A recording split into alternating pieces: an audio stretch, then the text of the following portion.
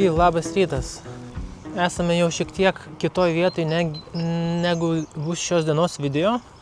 Taip nutiko dėl to, kad vakar keldamas iš kortelės duomenis į kompiuterį sulaužiau kortelę ir dingo visi filmuoti kadrai. Tai ne visi, bet iš šitos kamerytės, su kuria dabar filmuoju.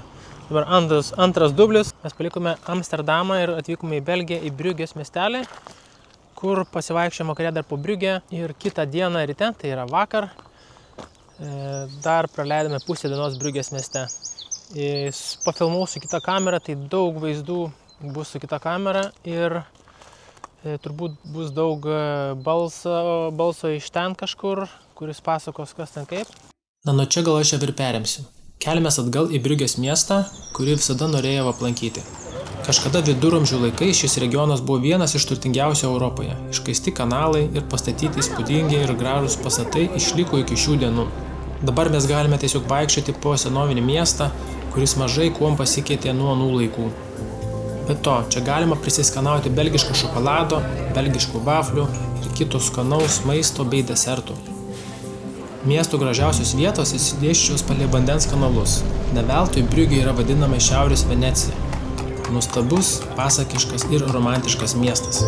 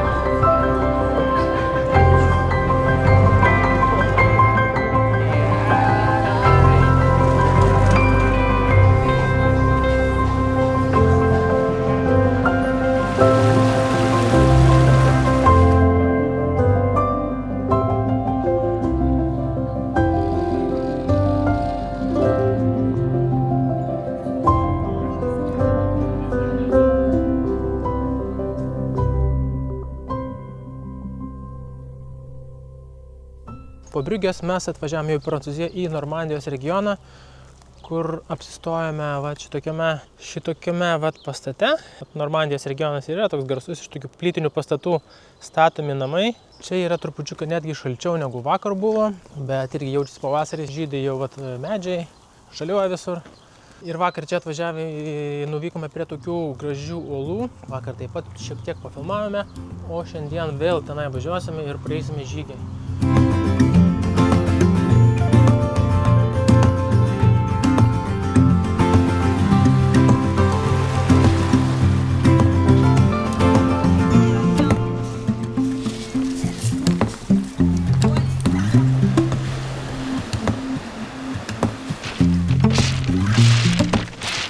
Va štai čia yra, mielieji, Normandijos pasididžiavimo vieta, šitos uolos. Bent jau mes taip galvojam. Aišku, dar Normandijos ta pilis, kurioje mes apsilankysim irgi šiandieną jau. Mes bandysim praeiti per ten tą skylę. Ir ten kažkokios durys yra, į kurias galime įeiti, pažiūrėsim, kas ten yra.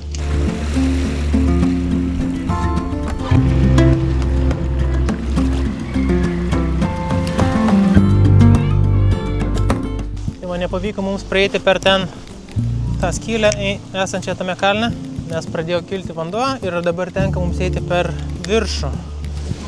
Visą šlapia iki kelių.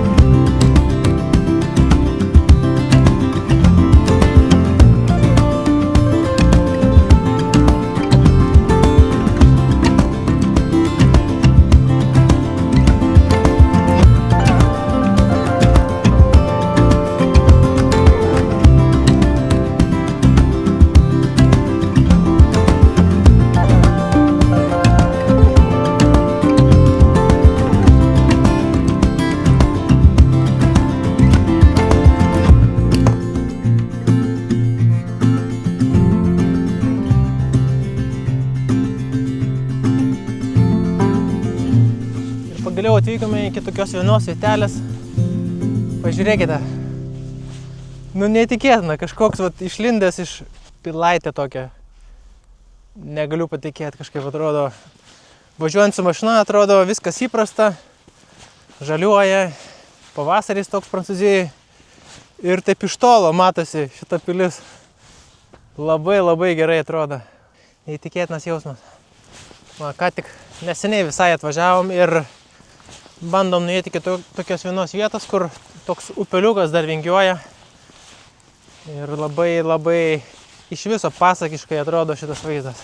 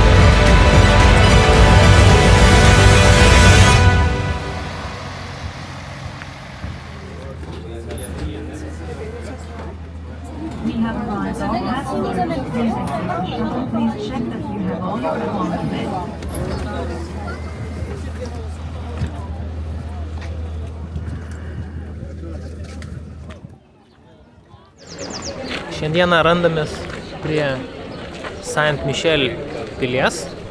Ir Saint-Michel saloje, galim sakyti, čia tokia uola yra, ir ant tos uolos šita pilaitė stovi. Vakar pasivaikštinėjom aplinkui, o šiandieną užėjome tą pilį, bet galiu pasakyti, kad iš išorės tas vaizdas atrodo, arba ta pilis atrodo žymiai gražesnė, nes čia atėjus tai, toks viduramžio miestas, viduramžio senamiestis toks, su labai daug turistų. Turistai čia plūsta iš visos Europos. Iš tikrųjų, šita vieta yra antra lankomiausia vieta Prancūzijoje po Paryžiaus. Pačiame tame miestelėje šalia tos pilies mes vakar apsistojom ir neatrodė tiek daug žmonių, bet šiandien, kai pajudėjom link tos pilies, tai žmonių tiesiog srautai, autobusai važiuoja. Aš parodysiu. Jo, ir čia pilnama žmonių vis dar eina ir eina.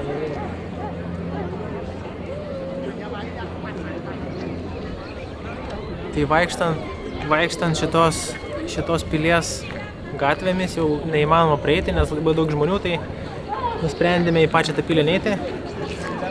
Tai aplinkiniam miestelėje tokiam pasivaikščiojom, senamiestyje, o į pilį neėjom, nes ten 13 eurų kainuoja vienam žmogui. Ir nusprendėm, kad tai nieko naujo nepamatysim, o pačią tą pilį galima pažiūrėti iš išorės ir iš išorės atrodo žymiai gražiau. O dabar judėsime kažkur į pietus, tenai jau Prancūzijos pietus, nes dabar esam Prancūzijos šiaurėje. Tenai šiandien apsistosim ir jau turėsime dvi naktis vienoje vietoje.